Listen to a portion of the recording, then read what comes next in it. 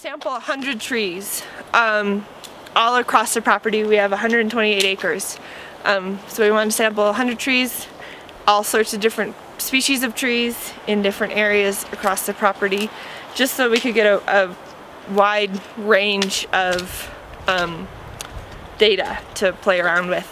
One thing, I think one of the challenges of that has been getting a random sample, because I think we tend to want to sample near areas where we teach, since we want to use this data with the 5th grade program.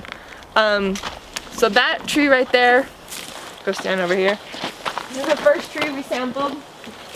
It's a pinon, and any idea how old it is? Maybe 30 to 50 years. 30 to 50? Why do you think that? I just thought because it's kind of small and it doesn't have that many branches compared to the other trees, it might be about 50 years old. That's a pretty good guess. There's some good reasons. 15 to 20. 15 to 20? 50 to 100. 50 to 100? 100 to 1,000. 80 oh, to well, 90? that would Wait, we got 100 to 1,000. That's a wide range. That would be in the dinosaur age. But 80? Anybody else? 80? 100. All right, closest. It's 115 years old. Oh, so close. So close, all right? So it says 100 on it. Oh, that's the number. So we have these little metal tags, all right, that we hammer into each tree. For some reason, they started at 100, so we were working backwards from 100. So this is tree 100, even though it's the first tree we sampled. All right, so you guys can take a look at this. And this is one of the ones where the microscope came in handy, because as you guys can see, the tree rings are very close together. It's a very slow growing tree. So most of the data collection we have been doing is relatively easy. And part of that is we wanted to keep it simple so that we can use this activity with the 5th graders. This is one of the things they will not be allowed to do. Use this thing. It's called an increment bore. Somebody was asking about talking about the ice sampling. Similar, but on a much smaller scale. So you can see there's a drill on the end, and it's hollow. So what we do is we just screw it into the tree. Usually we do everything just for consistency. We've been measuring, you measure diameter at breast height, take the circumference, everything's done at the same level on all trees, just for consistency's sake. All right, everyone place your bets. How old do you think the tree is? 100 to 200. So with 50 years. 100 to 1,000? Yeah. 100 to 200. 50. 80. So with the increment, with the increment core, we want to just go in about halfway, try and hit the middle, because otherwise we can't really figure out how old it is. How long does it take to hit the middle? I wonder if there's water in there. I hope not. We don't like to see that. Although I was saying the cottonwoods, there's the one that we found that had that foul smelling liquid that came out of it. I was reading online, it's called wetwood. It's a bacterial infection, but there's some speculations that in certain species it's actually sort of a mutualistic relationship where the bacteria sort of wards off fungus, like a fungus or a rot that would weaken the core of the tree. I think we hit middle. So you take the little spoon.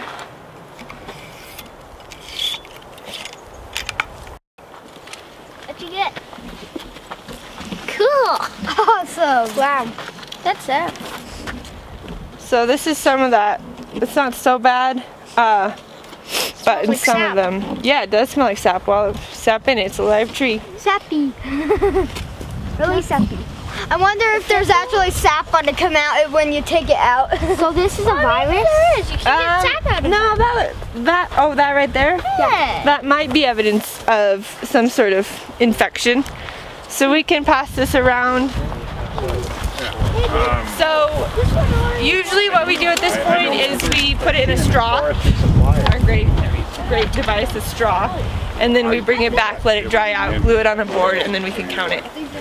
Are there any maple trees here? There are some maple trees that are closer to the spring, but they're not the correct kind of maples for making maple syrup. Aww. Yes. How many times do sap on eggs? How many? How many times has that Couple. But they do smell like maple syrup when you when you smoke with it. Kind of translucent. Yeah. And estimating. Maybe a little bit of resin. It doesn't hurt the tree. Actually, a gentleman back there was asking me earlier, the hole doesn't bother the tree. It just gets plugged up with sap and it's fine. Keeps disease insects out. So that's why it's a very non-intrusive method of measuring trees. There are certain trees on the property, like this one, that has been sampled a few times because it's right on one of our trails. It's a great stop to do with kids. So Daniel counted it. It's about 50 years old. So with this sample, I'm just gonna actually Put it back in? well, if I can find, yeah.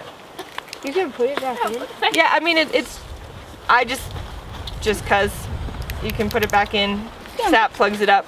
That's weird. It's not really gonna grow anymore right there, but it doesn't really harm the tree at all. I found something of yours. Thank you. You can put it on the ground. So this is about 14 inches in diameter.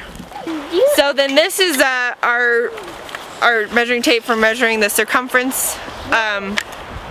Measures in feet and tenths of feet. So you want to help me? Do you mind? Yes, put your stick down. You can hold it. All right, we're actually gonna flip it over on this side. All right. Okay. And then, can somebody pass this around to him?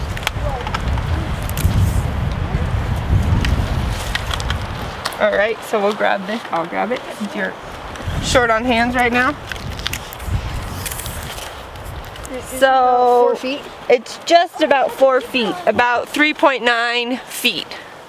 I think you can put the measuring tape down here and roll it up, and then just estimate about, say it was 3 feet, how many meters it is to the top of the So tree. we estimate? Yeah. Any other ideas? Oh, Can I go what? I got one. Can you hook a harness on you and flick up the thing and George, it? forget about it. Nope, we don't climb the tree. We actually stand 100 feet away from the tree, or What? 50. Yep. So this is called a clinometer.